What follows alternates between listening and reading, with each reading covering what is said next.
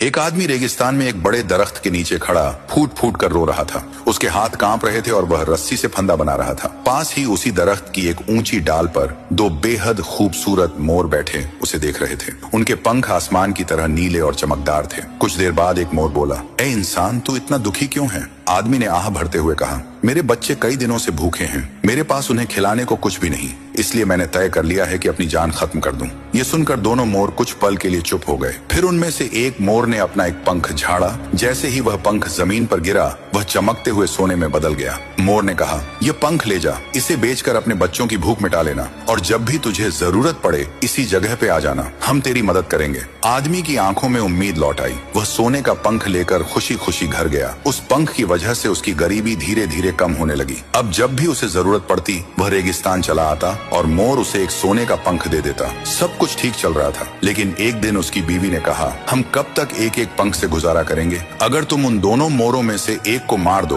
तो उसके सारे पंख हमारे हो जाएंगे और हम हमेशा के लिए अमीर बन जाएंगे। आदमी ने पहले मना किया, मगर लालच उसके दिल में घुस गया। अगले दिन वह तीर कमान लेकर रेगिस्तान की तरफ चल पड़ा। जब वह उस दरख्त के पास पहुंचा तो एक मोर हमेशा की तरह उसकी मदद के लिए अपना पंख तोड़ने ही वाला था कि उसी पल उस आदमी ने कमान खींची और तीर मोर की तरफ छोड़ दिया। तीर लगते ही मोर तड़पता हुआ जमीन पर गिर गया। आदमी उसके पास पहुंचा और लालच में उसके पंख तोड़ने लगा, लेकिन यह देखकर वह सन्न रह गया। वे पंख सोने में नहीं बदले, वे सिर्फ साधारण बेकार और बेजान पंख थे। तभी दूसरे मोर की दर्द भरी आवाज गूंजी, ए जालिम इंसान, हमने तुझे मौत से बचाया, तेरे बच्चों की भूख मिटाई, मगर तूने एहसान का बदला लालच और जुल्म से दिया। जो इंसान थोड़े में शुक्र नहीं करता और ज्यादा की हवस करता है, वह आखिरकार सब कुछ खो देता है। यह कहकर वह मोर आसमान की तरफ उड़ गया और फिर कभी वापस नहीं आया। आदमी वहीं बैठा रोता रह गया। न मोर बचे, न सोने के पंख, और न ही पहले जैसी रहमत।